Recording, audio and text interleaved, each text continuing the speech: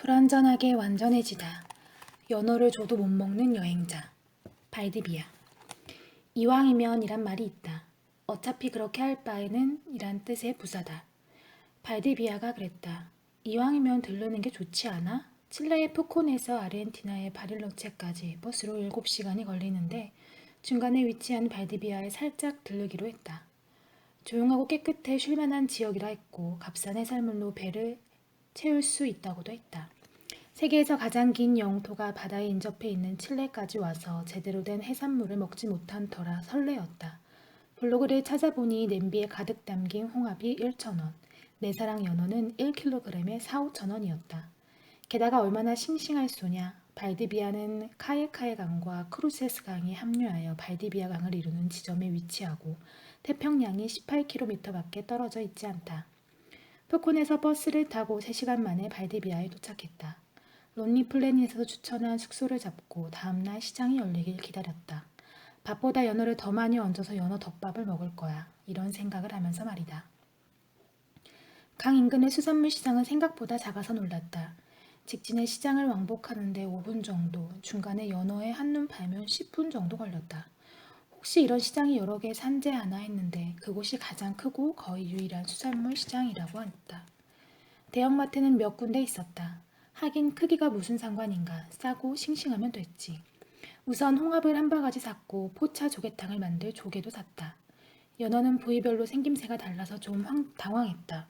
가장 무난해 보이는 부위를 골랐다. 이것이 인생 연어가 될 줄이야. 너무 비려서. 처음엔 기름에 살짝 두르고 구웠는데 마치 내가 얼마나 비린 생선인지 보여주겠다는 맛이었다. 레몬을 들이붓다시피 짜고 기름에 튀기다시피 구웠지만 비린내가 조금 잠들 뿐 여전히 역했다.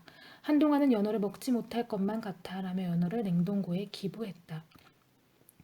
연어 입장에선 요리도 못하는 내가 망쳐놓고 비린내만에 억울하겠지만 연어만 실패했지 홍합 파스타와 모시 조개탕은 훌륭하여 마트에서 산 와인과 양껏 먹었다. 게스트하우스는 정원에서 고양이와 거위를 키웠는데 만취해서 데리고 놀다 손을 할퀴고 물렸다. 발디비아에서는 해산물 요리 말고는 딱히 할 것이 없어 강가를 따라 산책하거나 신사동의 가로수길 같은 카페 거리를 걷는 것이 다였다. 배낭 여행자에게 세련된 카페는 좀 어색해서 이내 발디비아의 흥미를 잃어갔다. 하루는 맥주 브랜드 쿤스트만이 직영하는 맥주 공장을 방문했다. 공장이기보단 교외에 위치한 패밀리 레스토랑 같은 곳이다. 약 1만 원을 내고 맥주가 만들어지는 공정을 구경했다. 쿤스트만이란 이름 때문에 독일 맥주 같지만 독일 이민자 후손이 만든 칠레 맥주로 이 지역에서 꽤 유명했다. 맛은 역시나 훌륭했지만 전날 과음을 한지라 투어비에 포함돼 간 내려주는 500cc도 비우지 못했다. 세상에서 제일 맛있는 맥주는 공장에서 간 내린 거라지만 숙취에는 장사 없다. 레스토랑은 주말을 맞아 나들이 온 가족들로 붐볐다. 사람 사는 건 다 비슷하네 싶었다. 평일에는 출근하고 주말엔 이런 데 나와서 맥주 한 잔과 기분 전환을 하고 말이다. 여행은 분명 매력적이지만 주말에 낮잠을 포기하고 사랑하는 이들과 나들이를 가는 일상도 멋지다. 안주를 서너 접시 비울 만큼 이야기가 끊이지 않는다면 더욱. 항구 마을 유랑기 칠로에. 발파라이소가 젊음과 예술에 대한 욕망을 깨우는 곳이라면 앙쿠드는 옛 기억을 깨우는 조용한 항구 도시다. 앙쿠드는 아메리카 대륙에서 두 번째로 큰 섬인 칠로에에 있다. 칠로에는 산티아고에서 버스로 14시간 정도 걸리며 버스가 배에 실려 섬으로 들어간다. 앙쿠드 버스터미널에 내려선 조금 당황했다. 관광지가 아닌 작은 마을이라 게스트하우스가 보이지 않았기 때문이다. 23kg의 배낭에 어깨가 주저앉을 쯤 어느 할아버지를 만났다. 스페인어로 자꾸 말을 거셨는데 알고 보니 방을 찾느냐는 거였다. 앙쿠드에는 게스트하우스도 있지만 많은 가정집에서 여행자에게 방을 대여한다. 할아버지를 따라간 2층의 목조주택은 물고기집 같았다. 물고기 비늘 같은 나무 조각으로 이루어져 있었다. 칠로의 특유의 건축 양식인 테우엘라다.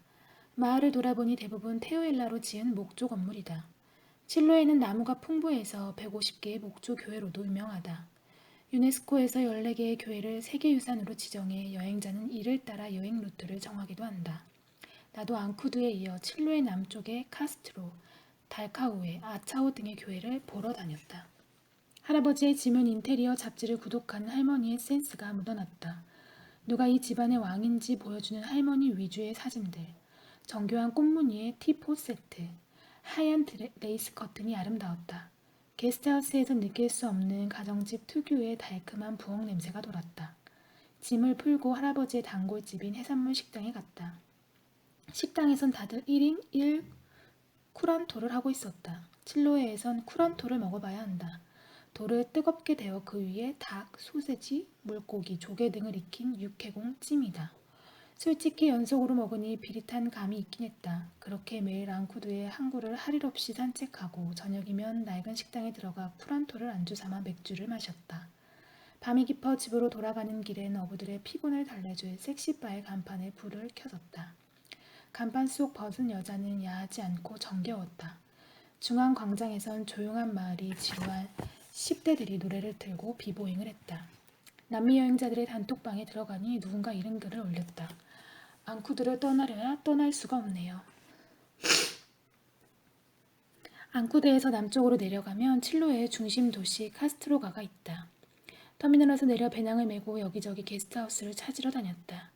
비가 내려 으스스 춥고 입은 옷이 무거울 만큼 습기가 꽉 차 있었다. 바다 앞이지만 바다는 보이지 않는 묘한 위치의 허름한 게스트하우스는 다른 곳보다 5,000원 쌌다. 내가 묵은 3층은 날림으로 증축한 것 같았다. 이불 역시 습기로 꾹 내려앉아 있었다. 1층은 주인 가족이 살았다. 귀여운 남자아이 둘과 삼촌, 이모, 고모부 등이 모여 사는 대가족인 듯 했다. 게스트하우스의 부엌은 주인네 부엌이기도 해서 밥해 먹을 때마다 눈치가 좀 보였다. 한식을 하려면 냄비 2개는 기본으로 올라가고 매운 냄새가 났기 때문이다. 새하얀 천이 깔린 거실 식탁에 붉은 찌개를 올리기도 부담스러웠다. 그곳엔 난로가 있어 3층 날림방에서 내려와 추위를 녹이곤 했다. 계속 비가 와 장을 볼 때만 동네를 돌았다. 수산시장에는 각종 야채와 과일, 수산물을 팔았다. 의아하게 수산시장이 유명하다는 발디비아의 항구도시인 카스트로에도 수산물의 종류가 다양하지 않았다. 조개와 홍합, 물고기 몇 종이 다였다. 혹시 칠레는 수산물을 수입하지 않기에 제철 수산물만 있는 걸까? 야채는 시장보다 마트가 훨씬 신선했다. 시장에서 어느 할머니에게 야채를 샀는데 요리할 때 껍질을 까보니 절반이 상해 있었다. 그래도 잘한 일이다. 하루는 칠로의 국립공원에 다녀왔다. 카스트로에서 버스로 약 1시간 걸린다.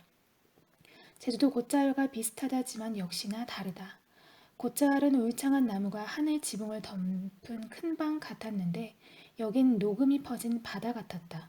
걷는 내내 좋았다. 걸으며 생각난 것들을 잊지 않기 위해 입으로 되뇌었다.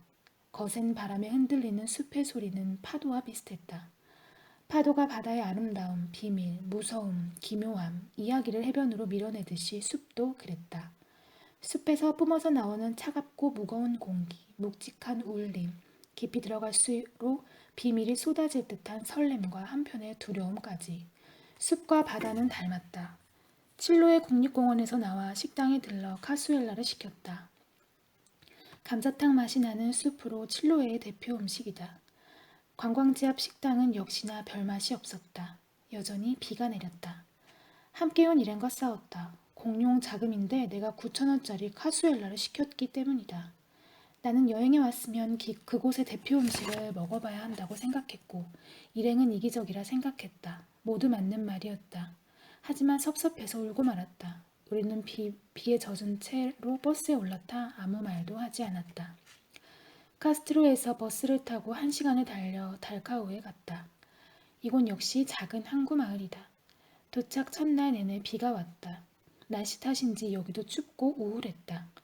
첫날에는 비를 맞고 슈퍼에 가서 소세지를 샀다. 저녁 시간이어서인지 많은 이들이 줄을 서서 빵을 사고 있었다. 버석한 빵에 식욕이 일지 않았지만 빵을 사는 이들의 풍경은 따뜻했다. 달카우에에서 다시 배를 타고 버스를 타고 아차오에 당일치기로 다녀왔다. 칠로에에서 가장 오래된 교회인 산타 마리아를 보기 위해서. 누군가는 산책하기 좋다고 해서 갔다. 계속되는 흐린 날씨와 차가운 바람 때문에 그리 산뜻한 산책은 아니었다. 산타마리아 교회는 아름다웠다. 개보수를 했겠지만 오래된 비늘 벽면 하나하나가 깨끗하게 정돈되어 있어 놀랐다. 이렇게 부슬비가 자주 내릴 것 같은 항구 마을에서 말이다. 달카우에로 돌아와 마지막으로 동네 한 바퀴를 돌았다. 항구는 역시 아름다웠다. 홍합은 상인이 나오지 않아 결국 사지 못했지만 숙소에서 홍합 대신 난로에 소세지를 구워서 맥주와 잔뜩 먹었다. 칠로에 어딜 가나 추웠지만 아궁이와 난로를 합친 듯한 이곳 특유의 난방시설 때문에 견딜만 했다. 추운 공기 안의 난로는 어디보다 따뜻하다. 나는 불을 피우지 못해 난방은 일행의 몫이었다. 그가 있어 다행이었다. 칠로의 국립공원에서 싸운 친구다.